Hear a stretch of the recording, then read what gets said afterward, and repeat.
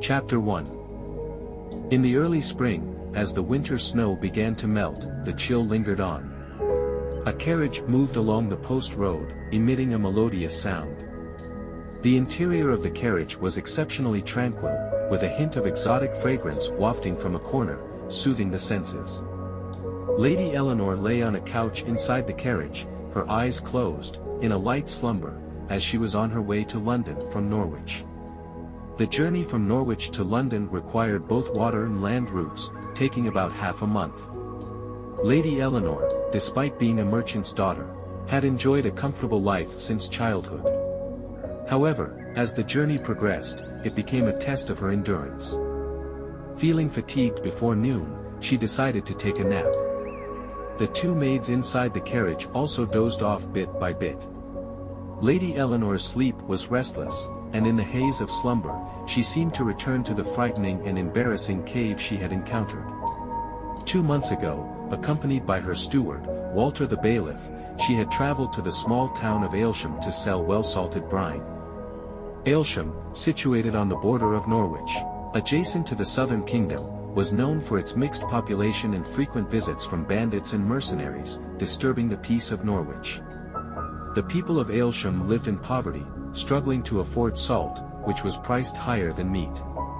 Understanding the risks and rewards that accompany business, Lady Eleanor had seized an opportunity.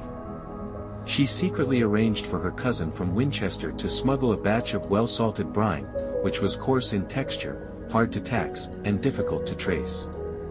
Lady Eleanor's salt, being untaxed and with lax supervision in Aylsham, gained popularity for its low price. The impoverished people of Aylsham, who rarely tasted salt, rejoiced at the availability of this precious commodity. On her numerous trips between Aylsham and Norwich over the past half-year, Lady Eleanor had amassed a considerable fortune. Since the age of 12, she had managed the family business, a skill her mother had instilled in her. However, her mother had not taught her the covert art of evading taxes and smuggling brine.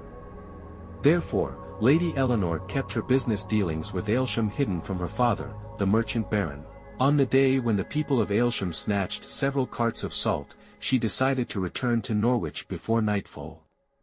The journey, however, was fraught with challenges. Aylsham, located in the southwest with a damp climate and dense woods, was prone to heavy rain. Halfway through the journey, rain and wind battered the carriage, causing leaks.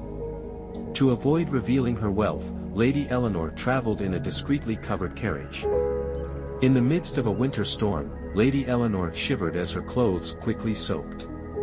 Alice, her companion, worried about Lady Eleanor catching a cold and suggested seeking shelter at a nearby farmhouse to repair the carriage. Walter the bailiff, concerned about the secrecy of Lady Eleanor's salt trade, quickly devised a plan. He proposed going to a nearby farmhouse to find dry straw to cover the carriage and make repairs, mentioning a nearby cave where Lady Eleanor had sought refuge from the rain before.